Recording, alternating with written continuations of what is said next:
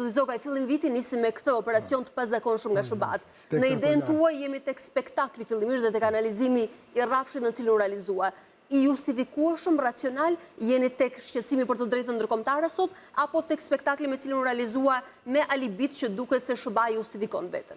Të them drejtën se ka tani shumë argumenta që hidhen në diskutim, ka ekspertë në çështjeve ndërkombëtare që kanë një shikim, secili ka shikimin e vet, ka plot ekspert shquar dhe profesor shquar që citojnë nene që në dritën atyre neneve ky duket si një operacion që ka shkelur ligjin ndërkombëtar, sikurse ka edhe të tjerë që shohin brenda vetë legjislacionit e OKB-s mundësi, hapësira në cilat justifikohet ky edhe akti dhe operacioni SHBA-ve. Një operacion vetë mbrojtjes, në mbrojtje të Shteteve të Bashkuara të Amerikës.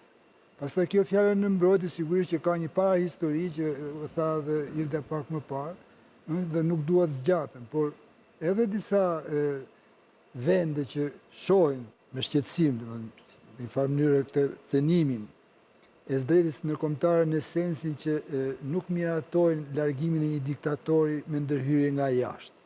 Në këtë pikë. Por nga ana tjetër shohin edhe një përligje që ka të bëjë me drogat, me akuzat të cilat në këtë rast gjenezën e kanë nga brenda. Me vërshimin e drogave nga Venezuela dhe nga vende tjera në Shtetet Bashkuara të Amerikës, dhe Shtetet Bashkuara të Amerikës, dhe presidenti Trump praktikisht, në një farë mënyrë kanë konsideruar drogën si armë të dëmtimit në masë të popullit amerikan.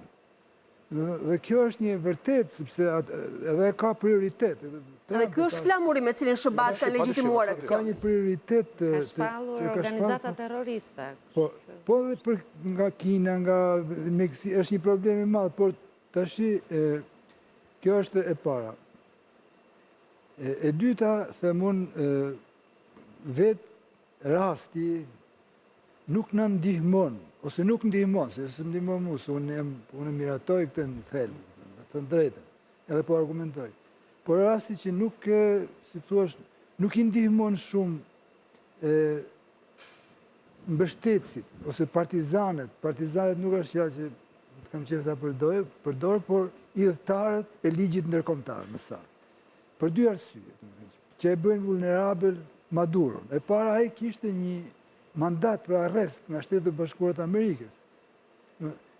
Shtetet Bashkuara të Amerikës ka 4 akuza që janë mbështetur mbi dëshmi të bashkëpunëtorëve të Maduros edhe të qeverisë mëparshme të Hugo Chávezit, të cilët janë larguar në Amerikë për arsye të ndryshme, janë penduar... E vërtet, një mandat i cili ishte valid edhe para se të realizojë kjo operacion.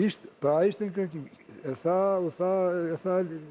Ilda tha pra, po të gjithë dim që ishte vënë 50 milion së fundmi nga administrata Trump. Dhe nga kjo, po ta vazhdojmë të arsëtimin e 50 milion, mund të themi që Maduro shpëtoj, sepse po gjykohet një event lirë që jep mundësi që të flasit ditë natë që të doje. Imaginoni, dhe më dhe ku mund të flisë të ashtu, ta them në Rusia, në Kina, në Iran, ku të jonë, dhe më dhe ajë tani ka një skenë atje dhe keni parë, dhe më dhe ka bërë për vete shumë njerë, me retorikën e vetë, dhe më dhe shpëtoj sepse... është një skene pazakon dhe jo rëndom të shqelia e një burgu. 50 milion që i mund t'i merë të kokën, në këtë sens të them, 50 milion, dikush mund t'a gjenë të rastin dhe i bënd të... Ju përlogaristin çmimin për kokën e Maduros. Po 50 milion pëse u vunë, për të kapjen, për largimin, dhe ajo është evazive, 50 milion...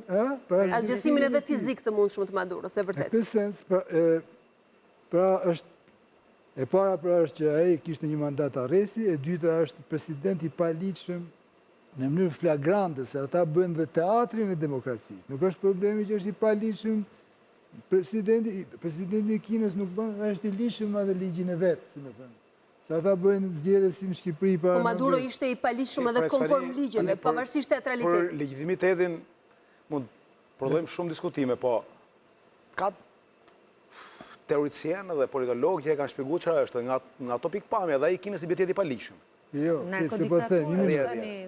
Nuk e themi paligjshëm se bota ai ishte më keq. O Ilda, Maduro ishte gjithçka. Ishte Ti diskuton, ai ishte diktator. Po çfarë diskutojmë? Nuk po diskutoj atë. Ose se ai ka shumë tjerë. Dakor, sa themi gjë. Apo ka pas ka. Me qenë se ka shumë... Jeni në nuancime këtu. Shiko, Kjo është çështja. Jeni në nuancime. Zoti Zogaj? Ka diktatorë në botë, me qenë se ka shumë, kjo nuk do të thotë se mos hiqet, ose të themi pse u hoq njeni, unë themi të hiqet në gjithë po tjetë e mundër, por ka një specifik dhe këtu... Cila është në rastin Maduro? Specifika është se Kina, Rusia, këto janë autokratë që janë zgjidhur me sistemet e tyre, se bota nuk është një polar, është multipolare deja, tashmë. Kemi vende komuniste, kemi vende autokratike, kemi vende teokratike, vende demokratike. Dhe cilët janë elementët diferencues për zgjedhjen e Maduros në rastin e Venezuelës? Dhe nuk mund të imagjinohet që një fuqi e madhe demokratike, në rastin e Venezuelës është që Venezuela pretendon se është vend demokratik, pretendon se bën zgjedhje të lira sikur se vendet e tjera të Amerikës Latine dhe ata kanë dhunuar zgjedhjet e lira në bazë të gjitha numrimeve, vëzhguesve ndërkombëtar. Sidomos zgjedhjet e fundit kontestuara. 70% e votave sipas shumë burimeve i ka fituar kandidati i opozitës. Edhe pastaj udhëheqja e opozitës është detyruar të largohet dhe të jetojë e fshehur, pra është një... Zoti Zogaj, megjithatë të gjitha vendet që sot akuzohen për sisteme diktatoriale, de facto jo de jure, pretendojnë që nuk janë diktatura. Jo, pretendojnë. Ata pretendojnë. Edhe Shqipëria ka të nemi demokraci socialiste që është Shqipëria. Po demokracia ka definicion. Demokracia popullore. Demokracia popullore, në fakt. Ka definicion, dhe definicioni demokracisht është bërë tani përmendni këtu i kemi që tek Magna Carta, tek Deklarata për Lirit dhe Drejtat e Njeriu dhe vijnë përsosën në demokracia. Nuk është kështu që themun që demokracia është. Ajo du t'i përgjigjet definicionit, kështu që ata nuk janë vende demokratike. Ajo që do të shtojë unë para se të flasë Sulo, është kjo që shumë zhurmë në fakt, por Shtetet e Bashkuara të Amerikës kanë një tradit për këto lloj ndërhyrje dhe operacione të kësaj natyre. Për shembull, pra, nuk është se është hera e parë, domethënë, Trumpi me atë retorikën e vet ka dëshirë nga herë që ta paraqesë sikur për herë të parë. Por nga ana tjetër edhe po ai kanë vënë re që do që ta ankorojë këtë operacion tek operacionet e paraardhësve, duke filluar që nga ajo doktrina Monroe që u përmend këtu, Monroe që do me qytej. Sepse për Amerikën kjo është një deja vu. S'ka pak që këta gjykuan në territorin e Shtetit Bashkuar të Amerikës presidentin e Hondurasit. Ai fakt paradoksi është se ka e fali fare, trafikant drogë ishte ai. Por ai është dënuar 25 vjet burg për drogë. Noriega më parë, ndërhyrje për Saddam Hussein. Noriega 33 vite më parë, me pothuajse një operacion të këtyre përmasave. Që politik duke liruar trafikantët. Pra, e kam fjalën këtu që nuk është shqetësuese për mendimin tim, përtej pikpyetjeve që mund ngrihen se unë janë legjitim.